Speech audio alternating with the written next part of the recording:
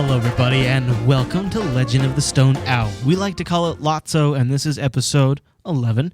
My name is Chris. I'm Justin. Hey, Justin. So we should say Alan, he's still out killing fish up in Alaska.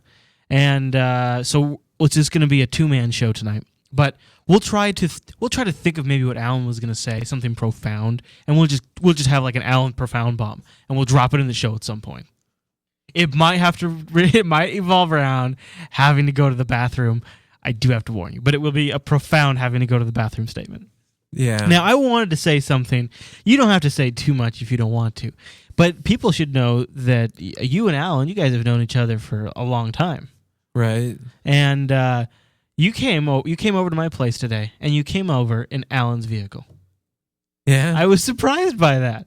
I mean, not anymore, because I've seen you do it before, but does he know you drive in his car right now? Yeah, I take care of his stuff while he's gone, make sure his roommates are paying the bills. And so then you operate his car as part of FC? Because you got a big vehicle, so it's kind of nice for you, because it gets like a bajillion he's got like one of these little micro cars that gets like 1 trillion miles to the gallon. Yeah, it's brand new, and it has a nice stereo. Oh, that's right. So, yeah, I'm going to take his car around. That's awesome. People have been asking for forever to tell the story of the show, of the owl. When Alan gets back, we should tell the story. It's not really his story, I know. guess, I think he'd want to be here for it. Yeah, he might help me out a little bit because it is a long story. Yeah. So when he gets back, maybe we'll celebrate by telling that story finally. What do you think? It's good story. All right. Well, so I think with all of that out of the way, let's get into the LOTSO news.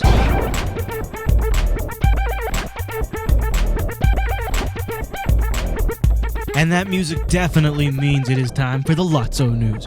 That's the news that we like to go through and pick which stories we think they're ones we even care talking about. We actually start with a lot of notes, a lot of stories in our show notes. That's what I wanted to say. And we kill that list down to just the stories we actually think are of any interest. And that's where we get kind of launched off to our next story. Take Two, they are a powerhouse in the gaming industry. I mean, they were responsible for some of the most famous video games: Red Dead Redemption, Grand Theft Auto, Liberty City, Mafia 2. Well, I mean, Mafia 2 we suspect will be awesome, but by all indications will be quite good. All these games that are just iconic games at this point. These guys now are coming out and they're going to say, every year we're going to have a completely new IP, a completely new game. Not just like a rev to Grand Theft Auto or Borderlands, but an entirely new game. What do you think about this? That's got me really excited. Is that possible, though? Oof, they got to have the money for it now. Yeah, that's true. And you look at this game list, a lot of these are some of these are in the coming soon, right? So they're already in the pipeline. The thing I look at too a lot is that these aren't just games that sold well, but they're games that got reviewed really well too. That's true. Yeah. They got the best basketball game on the market as far as quality goes. It just seems like such a massive task because now you have like Borderlands, you have all these different Grand Theft Auto series that are these games that are going to generate more and more sequels. So they already now have the workload of producing a fine quality game there, which is always hard when you're doing a sequel. But then on top of that, to launch entirely new IPs, which then themselves will spawn sequels. I mean, it sounds like millions of dollars if it works, but the amount of staffing and effort to pull it off, to me, makes it sound like they're going to have to cut corners. Yeah, it's kind of what Adam Fusion in the chat room is saying. He thinks it's going to fall on its face. Yeah? But at the same time, even if, 40% of them fall on their face, they're going to find some good games in this. There's bound to be some. So you're saying they're kind of taking a throw it at the wall and see what sticks approach? It kind of seems like it. I mean, why not keep on trying and see what sells well? That's an interesting. I mean, if you got the money and the time, they definitely got the money. And if they're just publishing, they're not really doing a whole lot of work on the game itself. They're just signing checks and stuff. Right. They're coordinating the developer efforts, and they can just keep farming out more and more. So they just have to buy up the ideas and the talent or come up with them. And then they just have to execute the right partnerships, Yeah, and they've done a really good job so far. All these games I'm seeing are great games. Yeah. But if they got the kind of money to get Rockstar another office, You know, if they can do that and get them pushing out, another game again, give them more resources. Well, yeah, dude, I'm excited for this. This could be good if they pull it off.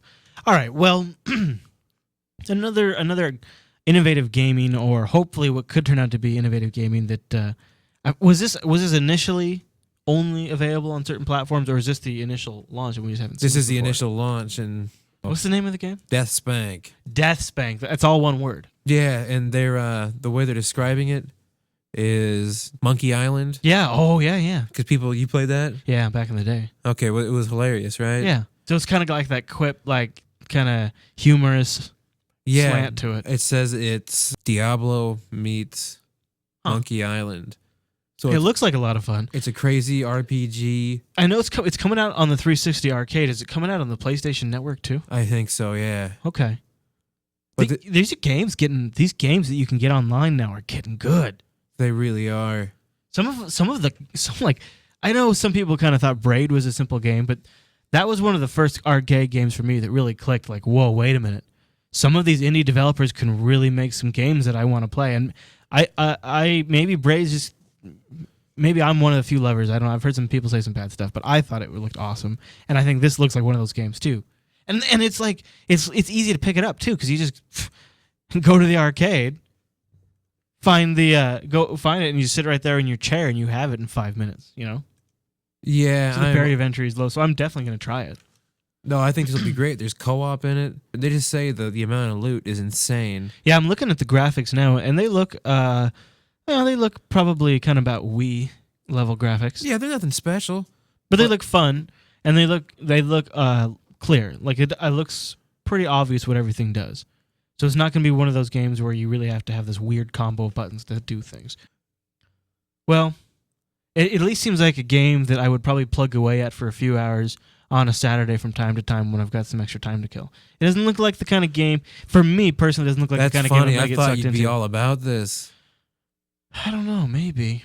It depends, having a crazy Diablo-like RPG in your hands type of thing in one controller, playing it with... Maybe. Yeah, maybe. Playing with achievements with your friends and stuff. I know you can do all this stuff on a computer now. No, that's true. I do like the tie-in with Live, too. That's kind of a fun tie-in to get the achievements. Yeah, okay. Maybe I should reconsider this game. I should maybe reclassify it in my brain. Because this is a barrier of entry I have with arcade games. I have this bias against them. Me too. And this is the first time that I think I'm going to be as happy with this game as any game. And I'm probably putting all my eggs in one basket right now, but I don't care. Yeah, you're I'm pumped for this. All right. Super pumped. More pumped than I am for Crackdown. Do you know how much it's going to cost? Probably, 1,200 points or 800 points, $10, $12, something like that. It's not too bad. No. That's actually not too bad too if it's a pretty good game. It's coming out the 14th this month. Oh, okay. So we'll have a review probably in the show here pretty quick. All right. So the next story is kind of an interesting one. It just kind of caught our attention. It's Hulu is coming to the Xbox now. So I think by the time people hear this, is probably people have had time to marinate on this concept. It's not blowing your mind anymore. So what we wanted to talk about was what it means for everything. Does this lead you down the path now? Say you're an Xbox 360 owner.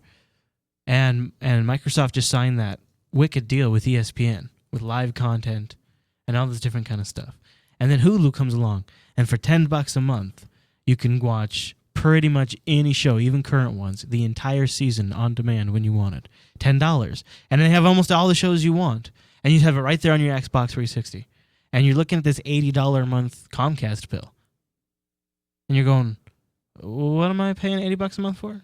I need the live TV for football and...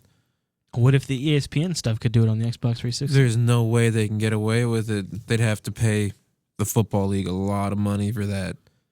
Because that's what they're saying, though. I don't think they can get... You're saying it's just going to be the college stuff on the live Yeah, ESPN? it's going to be stuff, but the NFL and the NBA, they're going to be too hard to get. They cost a lot of money. So for sports, you're still stuck to TV? Yeah, they got... crazy contracts. Do you ever see yourself considering paying to have Hulu on your Xbox 360? I'll always have to have cable. So I'd never get this because I'd already have it. Yeah.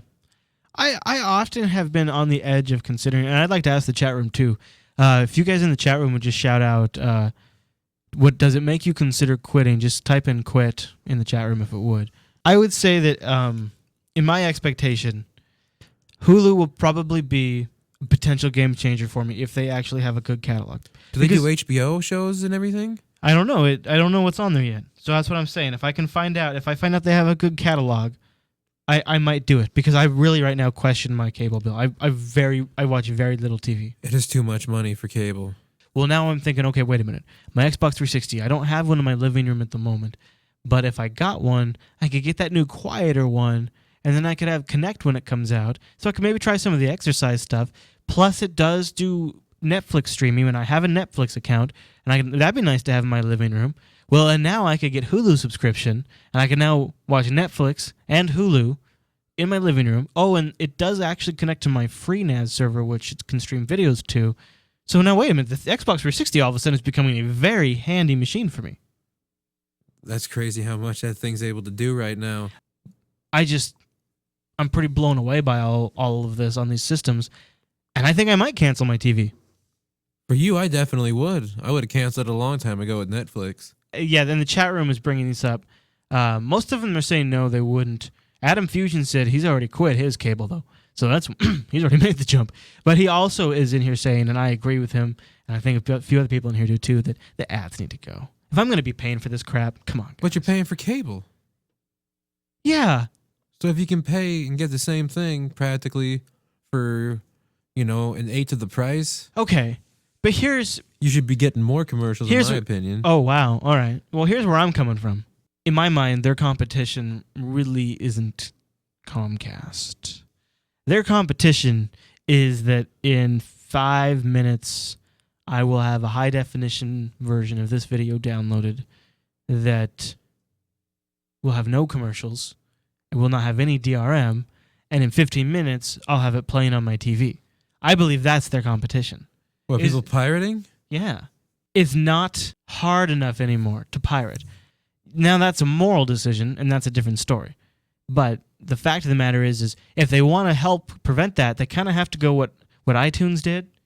One of the reasons I think iTunes even works is because it's too easy to spend money. It's harder to pirate than it is to push that one simple button in iTunes. That's what Hulu needs to be for TV content. Because if it's not iTunes easy, like cheap, easy, no ads, don't dick me, you're getting my money, you have the content.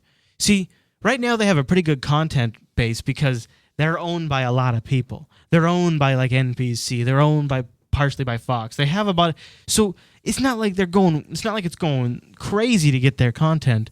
So it's not like they're paying probably crazy licensing fees. I don't know. Who knows? I'm just some idiot on the internet. But I do believe that if you're getting my $10 a month, you don't also need to sell me 6 ads. Or whatever it is, 4 ads. So you'd just be happy with a lesser amount of ads? Or no ads? I'd be happy with a pre-roll, you know? But maybe those occasional pop-ups, maybe. I don't like the pop-ups. I don't either, but those are what actually pay. So, yeah, the chat room, Adam Fusion's in there too. He says, drop the ads and you got me. And I agree. Though it is nice to have access to a vast library still. And then you're putting it on your different devices, and if you have an iPad, would it make you consider an iPad? Hulu? No. No. Portable TV anywhere you go? I have a little video iPod, and if I'm going somewhere, I don't want to bust out a big iPad. Okay, yeah, sure. All right, well, we've beat this one. I happen to think it's a big deal. I don't think it's going to kill cable, though, but I think it will change a lot of people's lives for I can how we see consume Alan media. doing this. There's your Alan moment right there. Yeah. Alan will totally do this, I think, because he does not want cable. Well, dude, he'd get an iPad for this because when he's taking a dump, see, I just brought it, boom. Bam. Alan would be a huge Hulu watcher on the dump. So I bet he'd love an iPad right now.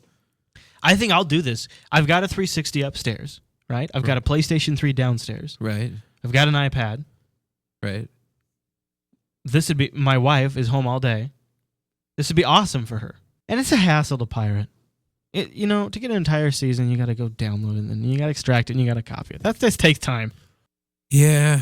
It's nice but then you own it for life. But it's nice just to give the wife, but you don't own it, you stole it.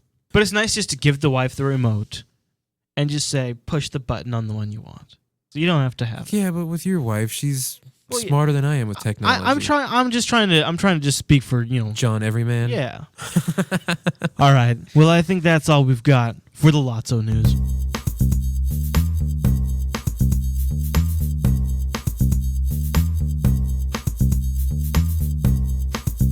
All right, ladies and gentlemen, this grab bag is all about the sometimes controversial but much anticipated OnLive gaming service.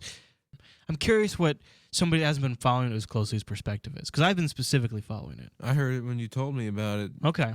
OnLive's concept is to be a completely hosted gaming platform. You can have a low-end system. Right now, the requirements are you do need to have high-speed internet, probably right now about 5 megabits. You need to be able to sustain about 750 kilobytes a second, potentially both directions. More and more people have access to that kind of bandwidth these days. And what you do is you log into this client, and all of the games, their library is hosted in the cloud. Right now, they have what's called the marketplace, and it's just a catalog of different video games that you can choose from. One of the really great experiences about OnLive is the visual sounds match this great sound system that they have in the game and in the entire UI throughout it. And we've chosen not to put the audio of the UI in the recording for copyright issues, because for the purposes of the review, we're showing you some visuals that we think we are comfortable doing within the fair use clause of the copyright law. But for absolute review purposes, we don't think you need the audio. But I wanted to make a specific note that I wish we could have been able to share that with you, but we probably would have been forced to take down our video if we had done so. Their catalog right now is not massive, but it's got some big mentions on there. It's got Batman Arkham Asylum. That game was huge. Huge game. It's got Borderlands. It's got a couple of unreleased titles out that are only in demo mode, but fantastic games. A platform that I was just playing. What was it? Tipulus? Trine. Oh yeah, Trine looks like a fantastic game. One of the things OnLive lets you do is go into their library, go into a game, and you can take a 30-minute demo. There's no installation. There's no download. Nothing. You just click it, and the game starts. They're streaming it to you instantly. And you might think, well, if the game's rendering on OnLive servers, how can they possibly have a responsive gameplay? Well, that's, I guess, where their magic lies. I can say after using it for several weeks now, it's almost always instantaneously responsive. I've played Unreal Tournament 3 for quite a bit, one of the quickest, most responsive games where you'd feel it. I think I almost potentially suspect if you've ever listened to XM radio, you might notice where some channels on XM radio are a little crappier sounding than some of the other channels. They're a little more compressed. I think maybe they might be able to dial down the sensitivity for some of the games that don't require it, and then jack it up on the other games that do. That's what you were saying about sure. That Defense Grid game. Yeah, I got in there, and at first the mouse didn't seem as responsive, but then I don't know if I adapted very quickly or the game did, or it was just a momentary thing. But I've had zero issue, and you've had little hands-on today. What'd you think? I thought it was good. I was playing a game that has kind of naturally swimmy controls, but... What do you think about the fact that now you could just install this client on your computer and have access to a library of games? I think it's cool. I don't know. I still like the console better. I'm more comfortable with it. And I know they're not going to have but all now the that games. but now you can dabble in PC games without having to maintain a video card. They're just getting started. Okay, because I wouldn't mind playing computer games over this at all. I wouldn't mind playing, in like Command and Conquer or something. One of the interesting social aspects of OnLive, right, because everybody's connected in, is multiplayer. Go to the arena section in there. It's really wild. Because everybody's playing on OnLive servers, the multiplayer experience is actually pretty fantastic because everything's 0 millisecond ping, and then they're just sending you the results. So I was kind of curious about how that works, but we actually had 2 different systems sitting next to us playing OnLive on 2 different accounts in the same multiplayer map in Unreal Tournament, and we could see what was happening on each other's screens nearly instantaneously. And one was a Mac and one was a PC, which is interesting, right? I thought it's a very old Mac. The oldest Mac you can run it on, and it runs fantastically. It's the original Intel iMac, the first Intel Mac Apple ever made. And one of the so I was talking about the arena. So you just jumped into somebody's game. Yeah, I just started watching some guy doing dunks. You go into a room and it's essentially just a wall of everyone's game. And as you highlight, there's some nice subtle sound effects. Again, a great environmental effect if you have headphones on. And then you go in there, and if people have allowed this on their account, you can actually jump into their game from a spectator standpoint. Yeah, you go right into the game. And then one of the neat social aspects is there's an OnLive controlled overlay where you can see how many other people are watching this with you. And then they've had the ability to thumbs up or thumbs down how the guy's doing. They've been able to cheer him on. And you can also create friends here for the people that are watching, or the people or the person you're watching can buddy up, and then you can go play games later on. So you can kind of come in here and see what someone's style is, for example, and see if it works. That's a really neat, interesting aspect to it. And they're taking this concept and they're bringing it to a Mac client, they're bringing it to a Windows client, and to something that they're calling the micro console. And the micro console is just this little unit that has HDMI out to your TV, Ethernet in, and USB. And you put it on your TV, and now you have the entire OnLive experience on your TV. Is it wireless? The one I saw, I lost my hat. The one I saw was an Ethernet jack. I think it's Ethernet because it requires a pretty high data rate. Okay. Because they're streaming a lot of content. If you're in a situation, if you're in an environment where you don't have a good bandwidth, the client will check and reject you. So we tried it in a low bandwidth situation to see how the game would play, and it just simply flat out rejected us. Said, nope, no soup for you. So one of the things they're doing that's interesting is for the first year, if you get in, the Founders Club is what they're calling it. You just get in the beta early. Free. No cost. You got to pay for the games, but no cost for the service. You still have to buy access to the game. And you're not buying the game, you're buying access to the game. You're buying what's called a Game Pass. So you can buy a Game Pass for a day. You can buy a Game Pass for a couple of days, usually about $4. Or you can buy a lifetime Game Pass. And when you buy a lifetime Game Pass, you basically pay what the cost of the game would be to buy it on Steam or Best Buy or Amazon or something. So you're paying full price. But if they ever have some sort of licensing dispute and have to pull it from your library, then it's gone. And that's just part of the EULA. Now, the hope is that won't happen. And see, this is where the chat rooms kind of chime in, and they're not so happy about this paying for it, but not actually ever owning it. The chat room seems to kind of take the biggest issue with that. I really like how they put the Metascore rating. Yeah, when you're looking in the marketplace, they put it there. And Metacritic here gives Batman a 91. Now, can you buy Batman here? Yeah, so see, you get the option there to get Play Pass, right? And then here's your option. Now, you can't even buy this game flat out on this service, and that happens with some of these games. So your options are a 5-day Play Pass for $7 or a 3-day Play Pass for $5. And then at the end of that, you're done playing the game, and you have to buy another Play Pass. I'm not so thrilled about losing achievements and all that stuff. If they could integrate your profile into this you somehow. save it. You always save it. So when you buy another pass, you get access to it again. But I'm just talking about, I like the trophy system and the achievement system that they have on the Xbox and PlayStation.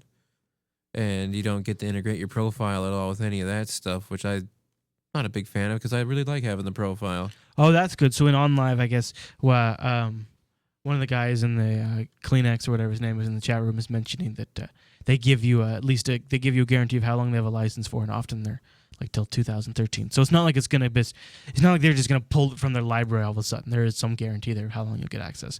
I guess for me personally, because I don't play games that long generally, I'm okay with the day passes. I also kind of like it from a reviewer's standpoint because it lets us go in there and experiment with something we might not want to pay $60 for, but I'd be willing to drop $5 to start getting a feel for it, then see if I want to keep going to review on LOTSO. I like it from that aspect too. At the same time, you're not reviewing that game as much as, so you're not reviewing the 360 version or the PlayStation version, you're reviewing the OnLive version. It becomes on, its own thing.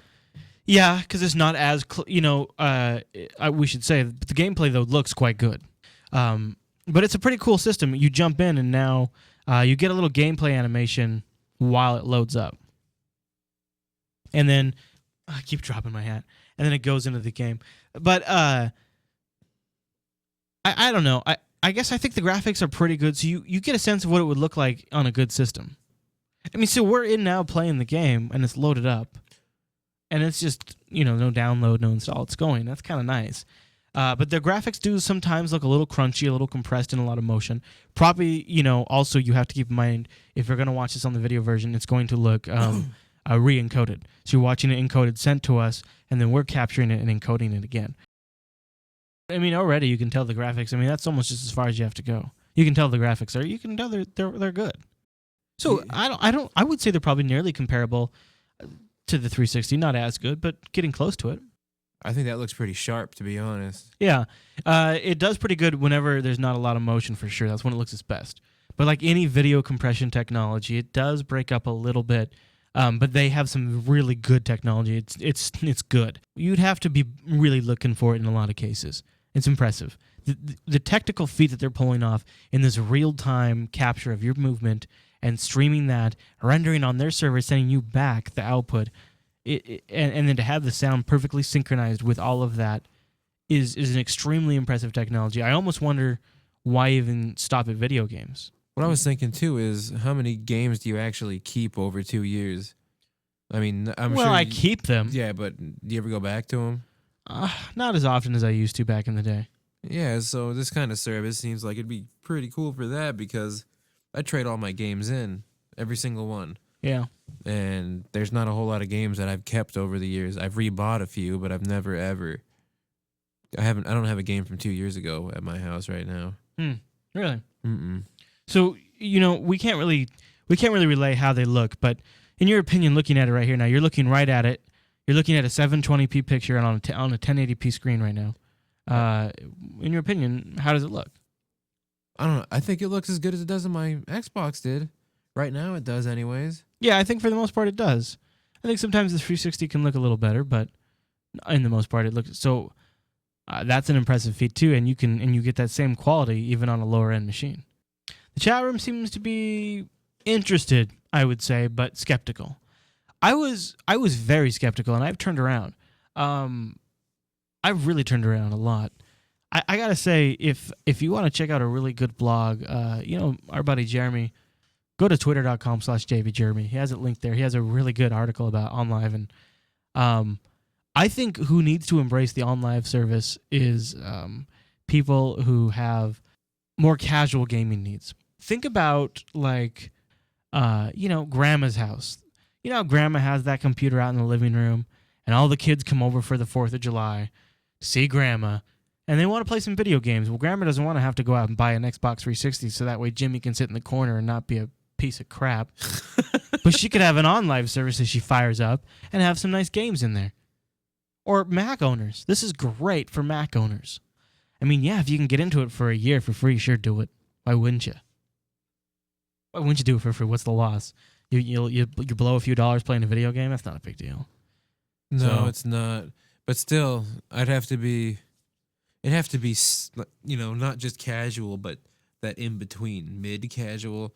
Because I'm not paying $6 a month for this stuff if I'm a casual. Yeah, that gamer. is, you're right, and I'm the same way. It's got to be a little bit of both. Boy, that's tough. I know, this is a weird situation. I'm kind of excited to see how it kind of falls down. Yeah, because it could really lower the barrier for so many different people. So many different people could get into video games now. And so many other different services could be delivered through this. I also thought it was interesting, just going back, that they call themselves OnLive. They don't call themselves video gaming live.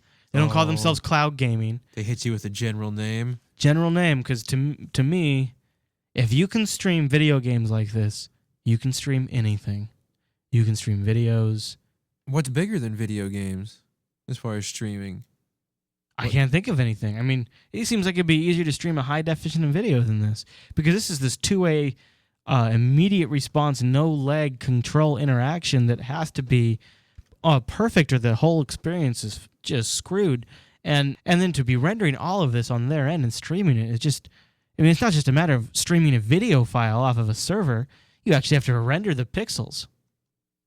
You have to have a massive GPU farm, and you have to then take that output and encode it. Not only do they send it back to your client, but they send it their entire OnLive architecture where people in their arena can see it if you have that turned on. This seems too crazy to me. And it seems wild that they'd started with video games, to be honest. Dude, video games are crushing everything right now. Yeah, it's a huge market.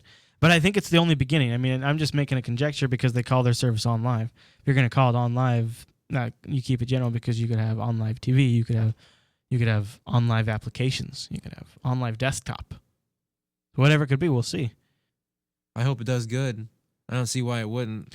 So is this for only games that are released on the PC too, or is this 360 and PS3? You know, I'm not sure actually. Because it kind of seems like PC now that I'm starting to think about it. It does seem like they're all PC. I thought they had the tech capability, but you know, I might have been wrong because I heard something about there's actually some porting that has to be done in the game to actually run on OnLive. It's not just a simple matter of putting code on a Windows box.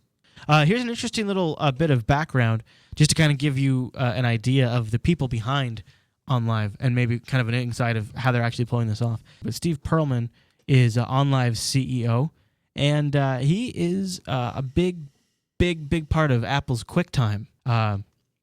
Also, Eidos. You ever, the games from Eidos Interactive? Their former CVO, Mike McGravery, is working as the chief operating officer at OnLive. Tom Pegwin is OnLive's executive vice president of engineering. He's best known for being the developer behind Netscape and the founder of Mozilla. Whoa, this is a good pedigree. This is what I'm saying. Another guy, this is what I found interesting. I'm going to really butcher this one. Charlie Jablonski. Jablonski. I don't know. Jablonski. Yeah, something like that. He's OnLive's vice president of operations. His career includes 16 years at NBC. Head of Chief Engineering Technology. NBC, a broadcasting company. Kind of goes back to what I said. I don't think they're just going to be doing video games. I mean, they're doing video games right now. I think that's just the beginning. You nail that, you can do anything. So it's an interesting story to follow. I would love to know what you guys think. Justin, what do you think? Going to change video gaming for you at all? I'm going to have to wait for the games to get better. Yeah, I agree. I'm not going to get it until it gets better. They need to expand the catalog. They have more coming in. They do. I believe it. I totally believe it. I'm not saying they're liars, but I just need more games myself to make it worth putting money into. Oh, here Guru Dude says from the chat room, future Hulu competition. So, all right. I think we'll leave it at that. I'd be curious to know you guys out there in the community. Head over, give us something either in the comments where you're watching this, or head over to jupitercolony.com, and there's a Legend of the Stoned Owl, a LOTSO section in there. So go over to jupitercolony.com or tell us in the show notes or in the comments wherever you're at what you would do. This might be what gets me into PC gaming too. It's interesting. Well, all right. I think coming up on the next episode of LOTSO, so that'll be in 2 weeks because this comes out every other Thursday over at jupiterbroadcasting.com. I think we're going to do, is it our top 5 party games? We're kind of kicking that around, right? Yeah. If people have some suggestions of their top party games, we'd like to know, so leave that in the comments too. We'll consider those. And we'll feature those. Will be our top 5 party games in the next episode of LOTSO. Some of you have been writing me saying, why do you hate the Wii so much, Chris? Maybe you'll get some satisfaction in this list. Maybe. We'll see. All right, guys. Well, until a fortnight, thanks for watching. Thanks for listening to Legend of the Stoned Owl. Legend of the Stoned Owl is produced over at jupiterbroadcasting.com. That's where you can find the show, subscribe, all those good things, leave us feedback, and also where you'll find us every 2 weeks. Thanks for listening to this episode. We'll see you in a fortnight.